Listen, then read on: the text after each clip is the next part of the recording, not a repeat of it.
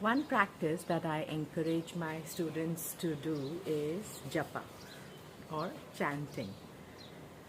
Now, this morning I was thinking about the different types of chanting that all of us engage in. Some of it intentional and a very large part of it unintentional. And then there is a third type of chanting which is spontaneous. Okay, we might be aware of it at times, we might not be aware of it at times, but it is always happening. What is Japa? Okay, first let me tell you what is Japa. Japa is the act of remembering or repeating the divine name, or it is the repeating of a mantra, the repetition of an affirmation, of a thought, of something that we don't want to forget about. Okay, and when we don't want to forget about something, we keep reminding ourselves again and again, don't forget to close the door before you step out, don't forget to close the door before you step out. So that becomes a japa if you are an obsessive person who keeps thinking of it again and again. And then suppose you go out and you're not sure if you've closed the door, and you keep asking yourself, did I close the door? I'm sure I've not closed the door. I'm sure I've not closed the door. So this is one of the types of unconscious japas that we practice. Now when we decide to chant the divine name, like Om Namah Shivaya, it's a mantra, right? It's a Shiva mantra. You start chanting this mantra, you are again and again remembering and thinking of Shiva and repeating his name so that you don't forget it, or you remember him and he becomes a part of your life. So this is one way of chanting and remembering. This is the chanting that most of us know of. Now, to my students, I teach them how to chant mantras, how to chant affirmations, how to do it intentionally. I also teach them Likhit Japa, and I also teach Likhit Japa inside yantras, inside my yantra sadhanas, making it into a creative practice. But that's digressing. I want to get back to the topic of chanting. Now, so in the beginning, like I said, there are three types of chantings that I'm today going to talk about. One is the chanting of mantras. The second is the chatter that goes on inside loops within our unconscious or subconscious mind. This is the inner dialogue that we engage in.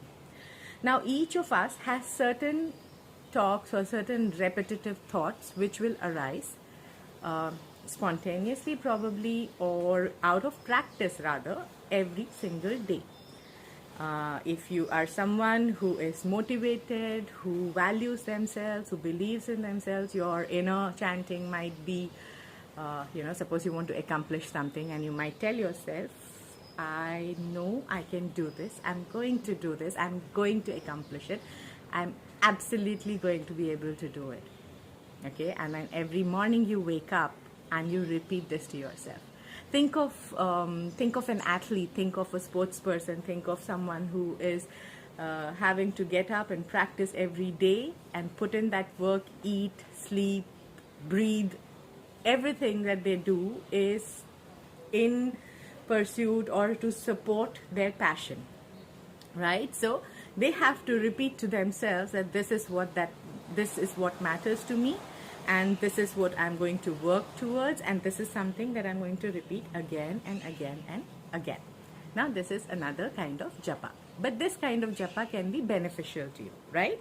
Because you're inspiring, motivating, and this internal dialogue that you repeat to yourself in the same kind of affirmative language becomes a sort of an inspirational and motivational voice inside your head that becomes embedded inside your psyche, and you keep repeating it to yourself. On the other hand, we also have very, very negative self-talk that can emerge outside of us. Okay, something like everybody hates me, okay, or nobody likes me, I am always betrayed by friends, let me not make any new friends because I'm always betrayed by friends. And on a subtle level, this dialogue it repeats itself inside your psyche in every interaction that you have, every new person that you might meet, everybody that you talk to, everybody that you engage with, there is a part of you which has gotten used to this repetitive thought, listening to this belief and believing in this thought, and that will actually make this particular situation play out in your life. Okay, so this is the negative self-talk, or I'm only going to fail, or I'm definitely not going to be able to do this, or I'm going to lose my purse, I'm going to lose my wallet, I am so careless, always I keep losing things, I'm so careless, always I keep losing things. Now, if I repeat this to myself every time that I'm stepping out of the house, or at least 5 to 10 times every day, it becomes an affirmation or a mantra or a japa that I am repeating to myself. It is not a sacred mantra. It is a mantra that I have, or my personality, mind and ego has concocted and decided to make its truth. Okay, so you see how this then becomes our truth, this becomes our reality. Now, there is a third type of japa which each and every one of us practices and we are not aware of it. And this is the spontaneous japa, or this is the japa we do not even have to think about. This is the japa which begins at the time when we are born and ends when we die. And this is the japa of our breath. Okay, so every time that we are breathing in and every time that we are breathing out, it is a repetition. Okay, we don't have to remember to breathe in or breathe out. This is a spontaneous repetition that happens. And since forever people, yogis, monks, spiritual practitioners, bhaktas, everybody focuses and latches on to the rhythm of the breath in order to remain present and in order to remain connected. Now, suppose you decide that your breath is a mantra and you chant something which is supportive to you every time you breathe in and every time you breathe out. That becomes a conscious awareness of this non-stop mantra that is happening inside you. Okay, so in the yogic texts they say, or it is said that when we breathe in and out, the mantra that we are chanting is hamsa and soham. So hamsa and soham, it's actually so what it means is hamsa can be understood as aham sa, I am that being the universal divine consciousness. Okay, so every time you're breathing in, hum sa, okay, and so hum. So when the rhythm is reversed, it becomes so hum. That means so aham, I am that. So you're repeating to yourself that aham sa, I am that, or so hum, that I am. So in both in and out breath, you're reminding yourself that you're no different than the universal divine. So now, which mantra do you think will be the most beneficial for you?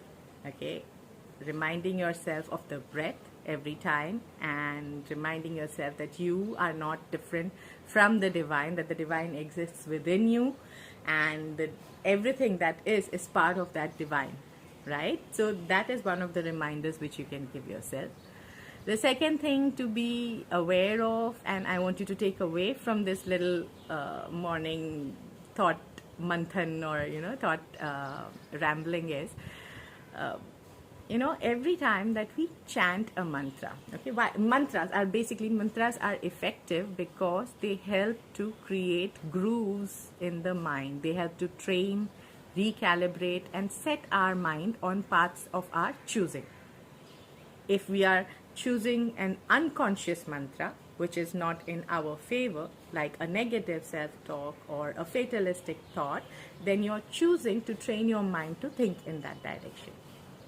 If you choose a mantra that is a positive affirmation and you're conscious of it, then you're moving in the positive direction.